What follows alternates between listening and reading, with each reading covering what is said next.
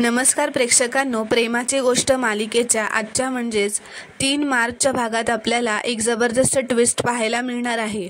पण त्याआधी जर तुम्ही माझ्या चॅनलवर नवीन असाल तर चॅनलला प्लीज सबस्क्राईब करा. तर प्रेक्षकांनो, आता आपण पाहतो की आता सावनीने मिहिरला त्याच्या घरी सईसोबत येऊन राहण्यासाठी होकार दिलेला असतो. पण ती त्याला म्हणत असते की माझी एक अट आहे की मी सईला तुझ्या घरी येऊन राहायला आले की तिथे सागर, मुक्ता किंवा कोळी फॅमिलीतलं कोणीही येता कामा नये, ना सईला भेटायला किंवा कोमलला भेटायला. तर आता दुसरीकडे आपण पाहतो की आदित्य हा एकटाच कॅरम खेळत बसलेला असतो. तेव्हा तिथे सागर व मुक्ता येतात. मुक्ता म्हणते, बघा ना कसा एकटाच कॅरम खेळत बसलाय, तुम्ही खेळा ना त्याच्यासोबत, तोपर्यंत मी त्याचं फेवरेट मिल्कशेक बनवून आणते. तर आता आदित्य आणि सागर कॅरम खेळत असतात. तर आता आदित्य खेळता खेळता सागरला विचारतो, पप्पा सई कधी येणार आहे? त्यावर आता सागर विचार करतच बोलतो, येईल लवकरच येईल. तर आदित्य म्हणतो, मला भीतीसुद्धा वाटते की सई घरी आल्यावर तुम्ही मला घराबाहेर काढाल ना.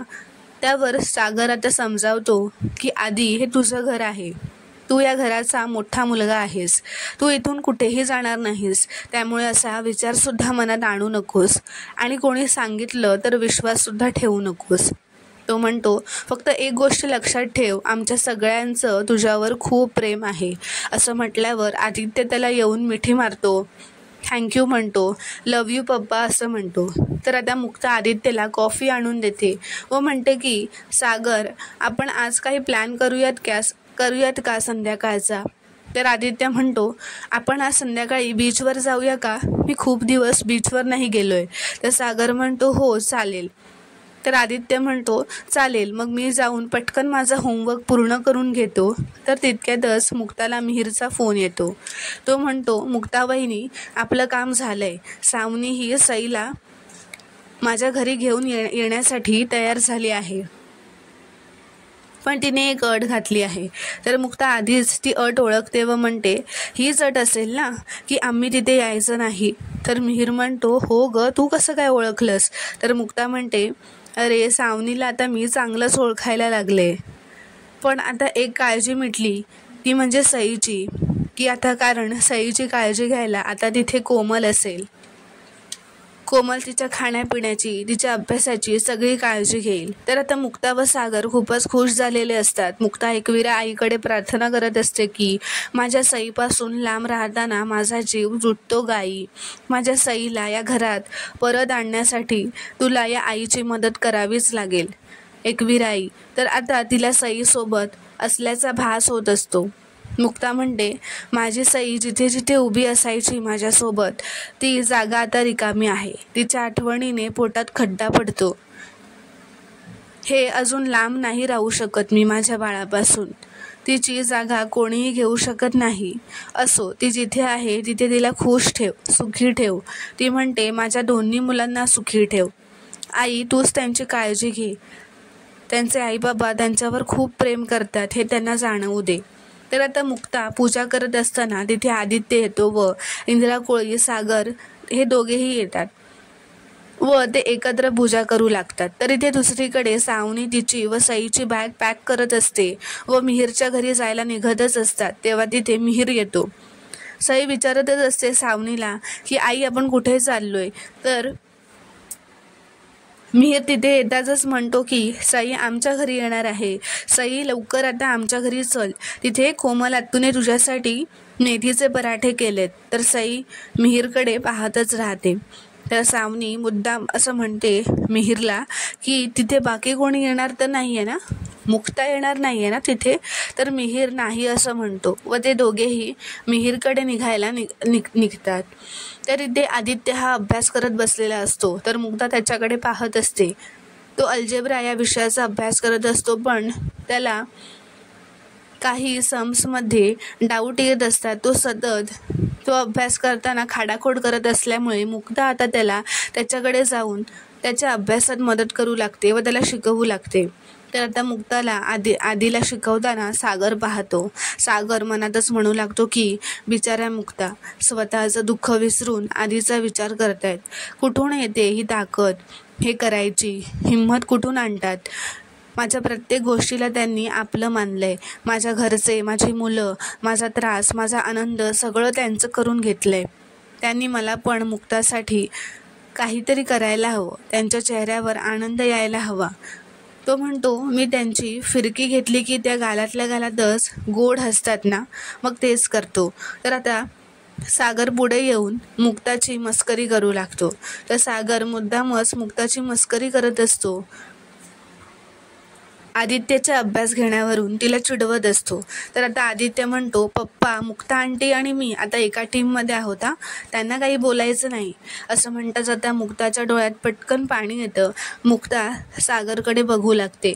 असं म्हटल्यावर सागर व मुक्ता एकमेकांकडे पाहू लागतात. तर आता मुक्ता मुद्दामच म्हणते, तुम्ही हुशार आहात ना, CEO ऑफ द इयर, मग आता तुम्ही या आणि त्याचा अभ्यास घ्या. मला जरा मार्केटला जायचं आहे.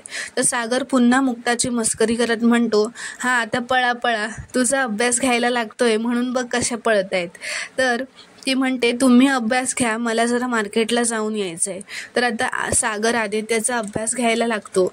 तर आता सागरला सई आणि मुक्ताचे ते जुने दिवस, जुन्या आठवणी आठवू येतात. मुक्ता सईचा अभ्यास घ्यायची तेव्हासुद्धा सागरने मुक्ताची अशीच मस्करी केलेली असते. तिला मॅथ शिकवता येत नाही व तिने अंधारात तीर मारलाय असं वगैरे वगैरे काही बोलून तिला चिडवत असतो. या सगळ्या गोष्टी त्याला आठवत असतात. त्यांनी त्यांची मस्करी करत म्हटलेलं असतं. तर जेव्हा मुक्ताने सागरला चॅलेंज दिलेलं असतं की तुम्ही सईला मॅथ शिकवून दाखवा, तेव्हा सागर सईला मॅथ शिकवता त्याला काही जमत नाही. त्याची फजितीच उडालेली असते, कारण त्याला व्यवस्थित शिकवता आलेलं नसतं आणि सईलाही काही कळलेलं नसतं आणि सई व मुक्ता त्याच्यावर हसत असतात. तेव्हा सई त्याला म्हणते, पप्पा मला काही कळलं नाही, पण डोंट वरी, मुक्ताई मला बरोबर एक्सप्लेन करून देईल.